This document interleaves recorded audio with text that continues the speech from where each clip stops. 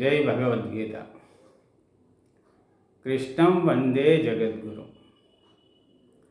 నిత్య జీవితంలో భగవద్గీత, భగవద్గీతతో నిత్య జీవనం. మన ఈ కార్యక్రమంలో ఆ పరమాత్మ చెప్పినటువంటి ఈ నిష్కామ కర్మయోగంలో ఒక రెండు పాయింట్లు తెలుసుకోవడం ప్రయత్నం చేద్దాం. అయితే ఈ వీడియోలో చెప్పిన పాయింట్లు మళ్ళీ ఒకసారి రిపీట్ అవుతుంటాయి. ఎందుకంటే దానివల్ల మనకి ఉపయోగం నష్టమేం లేదు. చెప్పిన పాయింట్లు మళ్ళీ రిపీట్ అవ్వడానికి భగవంతుడు కూడా అలాగే భగవద్గీతలో చెప్పిన శ్లోకాలే చాలా చోట్ల చెప్పడం జరిగింది. కాబట్టి పాయింట్లు రిపీట్ అవుతున్నాయని మాత్రం అనుకోకలేదు. అది మనకి అవగాహన పెంచుతుంది అనే విషయాన్ని కూడా మనం బాగా గ్రహించాలి. చాలామందికి సందేహం ఏంటంటే నిష్కామ కర్మయోగము మనం చేయడం సాధ్యమైన, ఆచరణ సాధ్యమైన సందేహం వస్తుంది. గృహస్థాశ్రమంలో ఉన్నాం కదా, గృహస్థుడికి కోరికలు ఉంటాయి, అలాగే ఫలితాలు ఆశించి చేయాలి కదా. మరి ఆ గృహ నిర్వహణకి, ఆ కుటుంబ నిర్వహణకి కోరికలు ప్లస్ ఫలితాలు ఈ రెండు లేకపోతే గృహస్థాశ్రమం నడపడం కష్టం కదా అనే సందేహం వస్తుంది. మరి నిజమే, ఆ సందేహం రావడం తప్పులేదు. ఎందుకంటే కొంతమంది అంటారు ధర్మ అర్థ కామ మోక్షాలు ఇవి చెప్పారు కదా, ధర్మము అర్థము కామము మోక్షము ఉన్నారు అక్కడ చెప్పారు కదా, ధర్మార్థ కామ మోక్షాలు చెప్పారు. మరి ఇక్కడేమో ఏ కోరిక లేకుండా పని చేయమంటారు. కొంత కన్ఫ్యూజన్ వస్తే రావచ్చు. పరమాత్మ ఆయన ఏమి గృహస్థుడు, ఆయన కూడా గృహస్థుడే కదా. రామావతారంలో గృహస్థుడుగా ఉన్నాడు, కృష్ణావతారంలో గృహస్థుడిగానే ఉన్నాడు. గృహస్థుడిగా ఉంటూ నిష్కామ కర్మ చేయవచ్చు అనే విషయాన్ని ఆయన చెప్పడం జరిగింది. గతంలో జనక మహారాజు ఇలాంటి రాజులు కూడా రాజ్యాలు పరిపాలిస్తూ కూడా ఈ యొక్క నిష్కామ కర్మయోగాన్ని అవలంబించారని అర్జునుడి ప్రశ్నకు ఒక సందర్భంలో చెప్పడం జరిగింది. కాబట్టి నిష్కామ కర్మ సాధ్యమే. ఎందుకంటే పరమాత్మ చెప్తున్నాడు 9వ అధ్యాయంలో 17వ శ్లోకంలో అంటాడు, పితామహస్య జగతో మాతా ధాత పితామహ వేద్యం పవిత్రమోంకార రుక్సామ యజురేవచ. బాబు, నేను మీకు తండ్రిని నేను, తల్లిని నేనే, తాతని నేనే, మీ కుటుంబాన్ని చూసేవాడిని నేనే. విశ్వాన్ని చూస్తున్నప్పుడు విశ్వానంతా నా అధీనం, విశ్వానికి కావాల్సిన పోషణ అంతా నేనే చేస్తాను. మీరు ఏమీ కంగారు పడక్కర్లేదు. మీ బాధ్యత చాలా చిన్నది, నా బాధ్యత చాలా పెద్దది. మనం ఏదో అనుకుంటాం, ఉద్యోగ నిర్వహణ ఏదో పెద్దగా ఏదో భారం మోసినట్టుగా ఫీల్ అయిపోతూ ఉంటారు ఉద్యోగ నిర్వహణలో. మరి పెద్ద బాధ్యత పరమాత్మది.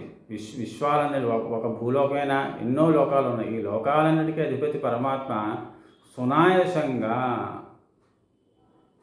ఈ యొక్క సృష్టి చక్రాన్ని ఏం ఆటంకం లేకుండా, ఇబ్బంది లేకుండా కన్ఫ్యూజన్ లేకుండా చక్కగా పరిపాలన చేస్తున్నాడు.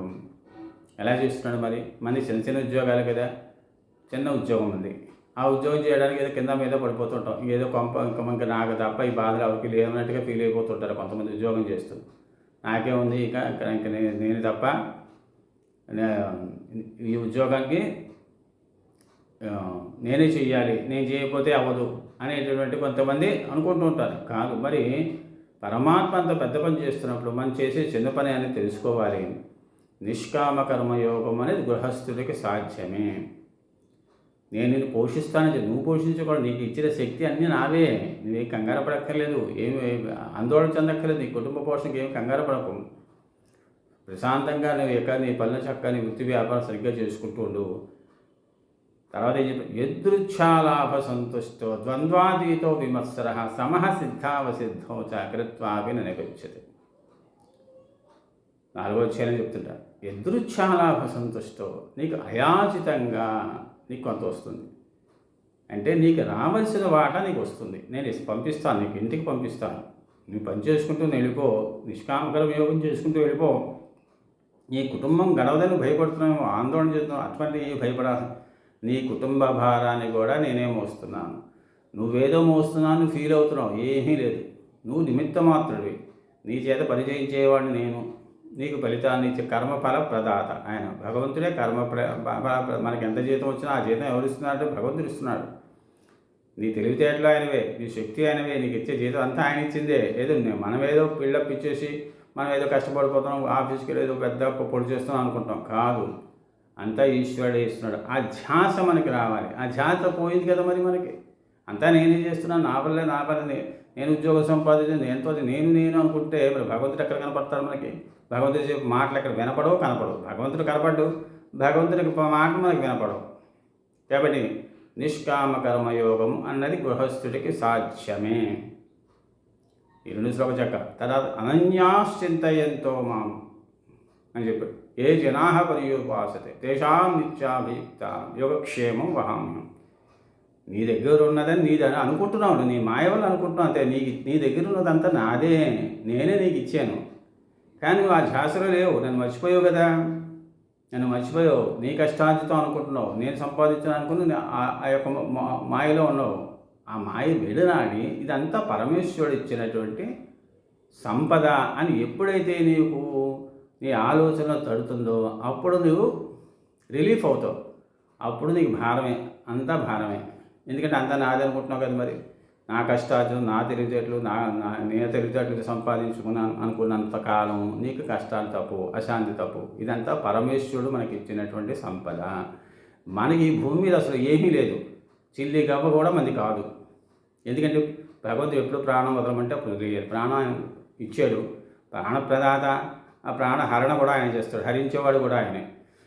రెండూ ఆయన అయినప్పుడు మనకెందుకు ఈ జంజాటం అంతా మనకెందుకు? అంతా ఆయనదే అయినప్పుడు మనకెందుకు జంజాటం? కానీ మనకు పాత్ర, మనకు క్యారెక్టర్ ఇచ్చాడు కదా, ఆ క్యారెక్టర్ సక్రమంగా చేయాలి. అది కాబట్టి మనకి ఇచ్చిన క్యారెక్టర్ సక్రమంగా చేసుకుంటూ మనం జీవితాన్ని సాధించాలి. అంతే తప్ప పనులు సరిగ్గా చేయము, మనకు అన్నీ కావాలని కోరుకుంటాం. ఇది అస్తవ్యస్తమైన ఆలోచన, అస్తవ్యస్తమైన పనులు. కాబట్టి నిష్కామ కర్మయోగాన్ని చాలా చక్కగా అధ్యయనం చేద్దాం, అభ్యాసం చేద్దాం. ఇది కష్టమైన పని కాదు. పరమాత్మ మనకు చాలా సునాయాసంగా ఈ భూమి మీద బతకడానికి కావాల్సినట్టే తెలివితేటలు ఇస్తున్నాడు. చాలామంది తెలివితేటలు ఉన్నాయనుకుంటారు పాపం, కానీ ఎప్పుడప్పుడు ఏదో పప్పులో కాలేసి అనే సామెత చూసారా, అలా ఉంటుంది. కాబట్టి మన తెలివితేటలు ఏమీ పని చెయ్యవు, గుర్తుపెట్టుకోవాలి. మనం పరమేశ్వరుడు చెప్పినటువంటి ప్రకారం మనం నడుచుకుంటే మన జీవితం హాయిగా ఉంటుంది. అందుకే ఇది భగవద్గీత. ఆయన వచనాలు ఇవి, పరమాత్మ యొక్క వచనాలు, భగవంతుని యొక్క ఉపదేశం, భగవంతుని యొక్క సలహా, భగవంతుని యొక్క సూచన, భగవంతుని యొక్క బోధన, భగవంతుని యొక్క గీత. ఈ గీత అన్నది అత్యద్భుతమైనటువంటి భగవంతుడు ఇచ్చినటువంటి గొప్ప సంపద మనకి. కాబట్టి నిష్కామ కర్మయోగం గృహస్థుడు చేయడానికి చాలా ఈజీ మెథడ్ చెప్పాడు. కష్టమైన మెథడ్ కాదు. దానికి అపోహపడవలసిన అవసరం లేదు. గృహస్థుడికి కోరికలు ఉంటాయి, ఫలితం లేకపోతే గృహస్థాశ్రమం నడవదేమో అటువంటి అపోహపడక్కర్లేదు. అపోహపడితే మాట ఆయన అది సాధ్యం కాని మా విషయం అయితే భగవంతుడు మనకి ఎందుకు చెప్తాడు? సాధ్యమైన పనులు చెప్తారు. కాబట్టి ఈ ఫలితాలను ఆశించకుండా పని చెయ్యాలి, కోరికలు లేకుండా పని చెయ్యాలి. మనకి మన కుటుంబానికి కావాల్సిందంతా ఆయన ఇస్తాడు. అనన్యా చింతయంతో మాం ఏ జనా పర్యుపాసతే తేషాం నిత్యాభియుక్తానాం యోగక్షేమం వహామ్యం. నన్ను నిరంతరము, ఇతర చింతను పక్క పెట్టేసి నన్ను నిరంతరము చింతిస్తూ ఉండు. మనస్సు నిండా నన్ను నింపుకో, నీ పనులు చేసుకో, నీకు యోగము క్షేమం, నీకు ఏది కావాలో అది ఇస్తాను, ఇచ్చిన దాన్ని నేనే కాపాడుతాను, నువ్వేం కాపాడుకోలేవు అని పరమాత్మ చక్కగా మన యోగక్షేమాన్ని చూస్తానని మాట ఇచ్చారు. ఈ లోకంలో నీ యోగక్షేమాన్ని నేను చూస్తాను అని ఎవరైనా మాటిస్తారా చెప్పండి? కానీ పరమాత్మ చెప్పినటువంటి వచనాలు విశ్వసించాలి, నమ్మాలి, ఆయన చెప్పిన మార్గంలో ప్రయాణం చేయాలి, చేయడానికి ప్రయత్నం చేద్దాం. కాబట్టి ఈ నిష్కామ కర్మయోగాన్ని బాగా అభ్యాసం చేద్దాం, అధ్యయనం చేద్దాం, బాగా తెలుసుకుందాం, చక్కగా ఆచరణ చేద్దాం. మన జీవితం చాలా తేలిక అవుతుంది. భారం నీ మీద పెట్టుకోతున్నాడు కదా భగవంతుడు, అన్నీ నా మీద పెట్టేసే, నువ్వు హాయిగా పనిచేసుకో, నీ యొక్క మంచి చేతలన్నీ నేను చూస్తాను. విశ్వం యొక్క మంచి చేతలు చూసేవాడు ప్రభు, ఈశ్వరుడు, ముల్లోకాలకు అధిపతి పరమాత్మ. ఆయన అధీనంలో మనం ఉన్నాం. అది తెలుసుకోవాలి. ముందర తెలుసుకుంటే భగవద్గీత చెప్పినటువంటి చక్కగా పాఠాన్ని చక్కగా భగవంతుడు పరమాత్మ చెప్పిన పాఠాన్ని సరిగ్గా మనం అర్థం చేసిన ఆచరణలో పెట్టడం ప్రయత్నం చేద్దాం. పరమాత్మ కృపకు పాత్రవుదాం.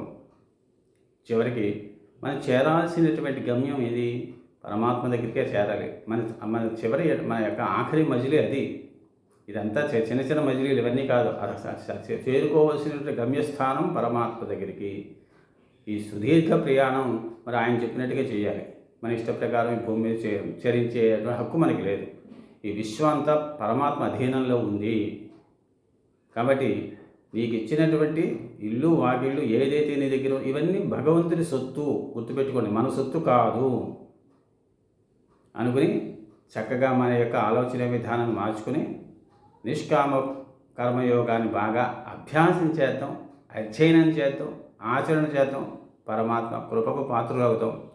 మనకి కావాల్సిన శక్తి భగవంతుడు ఇస్తాడు. నిష్కామ కర్మయోగంలో అపారమైన శక్తి వస్తుంది. మనకి అనారోగ్య సమస్యలన్నీ పోతాయి, ఉత్సాహం వస్తుంది, ఆనందం వస్తుంది. కాబట్టి ఇన్ని మంచి లక్షణాలు ఉన్నటువంటి నిష్కామ కర్మయోగాన్ని చక్కగా తెలుసుకుని ఆచరిద్దాం.